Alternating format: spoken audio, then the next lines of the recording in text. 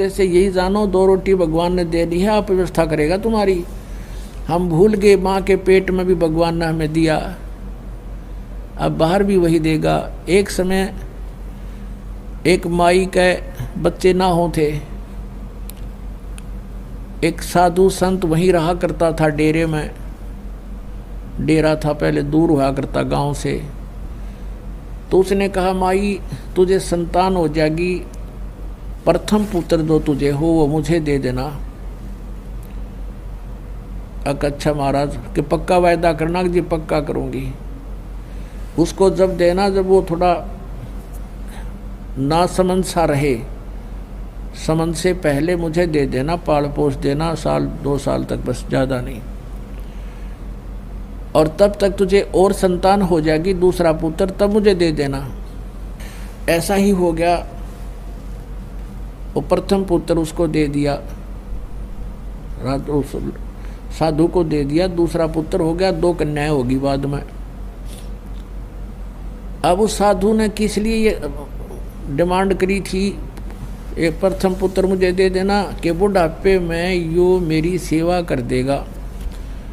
मैं बूढ़ा होऊंगा जब यो बच्चा, और बचपन से इसको ले लूँगा तो घर वाले में मोह बने नहीं, इसने पता नहीं लगे कौन माता पिता दे रहे। तो ऐसी दृष्टिकोण से उसने उस बालक को 14-15 वर्ष तक डेरे से बाहर नहीं आने दिया। और डेरे में जो औरतें जाती थी, पहले एक रिवाज थी कि बूढ़ी ठहरी जाती थी, लड़की को नहीं जाने देते थे ऐसे। और वो खुद से भिक्षा मांग कर लाते थे, उस चेले को वहीं अलग ही रखते थे कि इसको कोई संसार की भावनाओं से ना बह जावे, इसमें कोई दोष ना आ जावे, इस दृष्टिकोण से। एक दिन वो बूढ़ा बीमार हो गया, महात्मा जी, चालन जोगा रहा को नहीं। तो उसने कहा बेटा जा भिक्षा मांग ला, तेने भूख लाग रही होगी, मुझे तो इतनी भूख है नहीं, तुझे जरूर लग आई होगी। ऐसे करना, इस गली में जाना सामने, और सामने वाली गली में 2 घर छोड़कर तीसरा जो घर है उससे भिक्षा लाना, और नहीं जाना कहीं पर भी। और वो वही घर था उसी के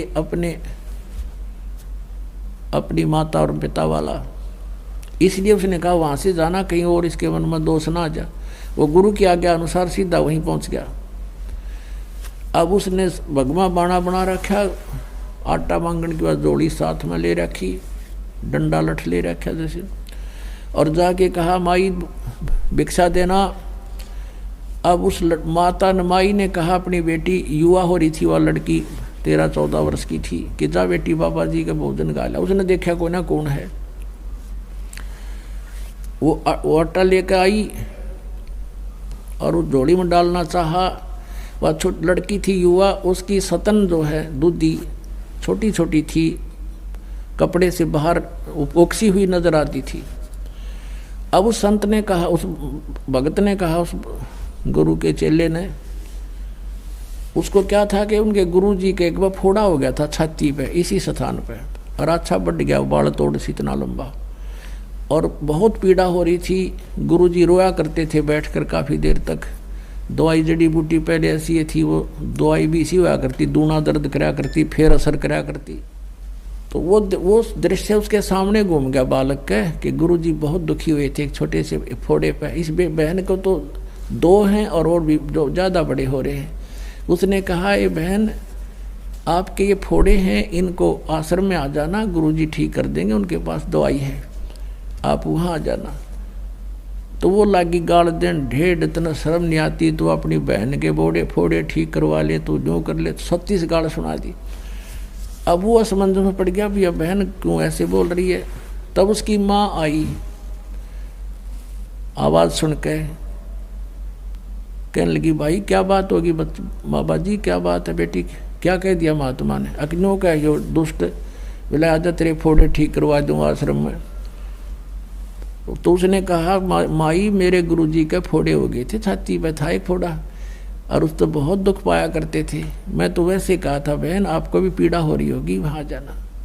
तब उसकी माँ ने कहा बाबा, उस बात जानगी कि बोला भगत से, इसने पता कोई ना सारी कहानी का। फिर उसने बताई कि महाराज जी ये बेटी है मेरी, और फिर इसका विवाह होगा, ये फोड़े नहीं है, इसका विवाह होगा, विवाह होने के बाद इसका संतान होगी, और संतान जब होगी तो इन सतनों में दूध है उस बच्चे के लिए, इसलिए ला रखी भगवान ने कि उस बच्चे के लिए दूध आवेगा, इनमें दूध इससे पिया करेगा वो। फिर उसने महात्मा ने सोचा, पूछा कि माई कब होगा इसका ब्याह? कि अभी तो बेटा या बालक है, 1-2 वर्ष में इसका ब्याह करेंगे और फिर संतान 1-2 वर्ष के बाद संतान भी होगी। बोला अच्छा, तो भगवान को इतनी चिंता है कि उसके गर्भ में बच्चा होगा, बच्चा बाहर आएगा और फिर वो दूध भगवान इसके सतन में भेज देगा। हाँ ठीक समाई। वो चल पड़ा वहाँ से और वो जोड़ी उड़े फेंक आया। वो जो मांगन वाली ले रहा था साथ में, अन्ना भिक्षा लेकर गया, वहीं फेंक कर वापस आ गया। वापस फेंक कर आ गया तो गुरुजी ने पूछा, बेटा क्या बात है, भिक्षा नहीं लाया? अक नहीं गुरुजी, परमात्मा ऐसे ऐसे मैंने कहानी सुनी है भगवान की कि बच्चा बाहर आने से पहले उसके दूध की व्यवस्था कर देता है। हाँ क्या बात होगी? तो फिर गुरुदेव अब हम अपने भोजन की चिंता हम करें तो हमारे जैसा नालायक नहीं, जब हम उसके लिए बैठे यहाँ पर फेंका जोड़ी में तो आप पर देगा भगवान। वो बाबा जी ने सोचा अच्छा नालायक टकराया, ये मन नहीं भूखा मारेगा और आप भी मरेगा। अब उसको विश्वास नहीं था, उसका बालक था, वह बात दृढ़ होगी क्योंकि पिछले संस्कार भी होते हैं तो इस तरह की बातें विश्वास होता है। वो बैठ गया किलो जाके, बाबा जी लाचार, वो चल नहीं सके था। उसके मुंह का नहीं देखे, बेटा तू उठा ला जोली ने। अगर नहीं गुरुदेव, और आपकी सारी बात मानूंगा पर ये नहीं मान सकता मैं। अब वहाँ गांव में, नगर में, उस गांव में पता चला कि भाई बाबा जी बीमार हो गए, महात्मा तो बीमार हैं और चेला नालायक सब जोड़ी बियाड़े फेंक गया। तो प्रत्येक ऐसे बात फैल गई गांव में। तो कई घरों में 10, 15, 20 घरों ने क्या सोचा, भोजन तैयार किया, खीर तैयार किया है, बढ़िया भोजन, सब्जी बनाई, रोटी दूध ले करके और चल पड़े। वहाँ पहुँचे महाराज जी, पता लगा था भगत न वहाँ पर जोड़ी वहीं फेंका, थैला भी आटा नहीं लाया और भोजन बना के लाए, खीर भी खिचड़ी भी, ले खा लो। बाबा जी ने सोची भाई चलो रोटी तो खा, पहला जिसी खाई जा, राजा बेटा तो भी खा ले। बैठ के खाने लग गया। आखा देखो, इतने में दूसरा आ गया, इतने में तीसरा आ गया, उड़ लाइन लाएगी, 20 आ गए, न्यू ले लेकर रोटी, बाबा जी रोटी लाए, रोटी लाए। तब उस बाबा जी की आँख खुली रहते रह गए, भैया भगवान जब यहाँ ऐसे दे रहा है आराम मांगते फिरें। जब उसने कहा कि जब भगवान 4 साल पहले एडवांस हमारी व्यवस्था किए हुए है तो क्या आज नहीं उसको ध्यान है हमारा? तो पुण्यात्माओं ये उदाहरण है। आप हमारा इतना विश्वास ना बढ़ता, हम केवल कर्म करें क्योंकि हम इस योग्य हो गए, यहाँ कर सकते हैं, और फिर उस पर विश्वास करें, फिर देखना। अब जैसे कबीर परमात्मा जी थे, यह कथा लंबी है फिर सुनाएंगे। अपना कपड़ा बुनते थे, जो मेहनताना आता था उसी से अपना परिवार पोषण करते थे। परमात्मा का अपना परिवार कोई नहीं था।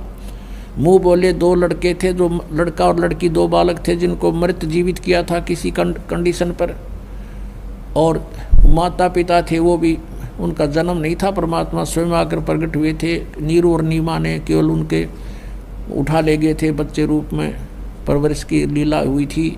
तो वो 4 सदस्य और थे, एक परमात्मा, उससे अपना गुजारा करते थे।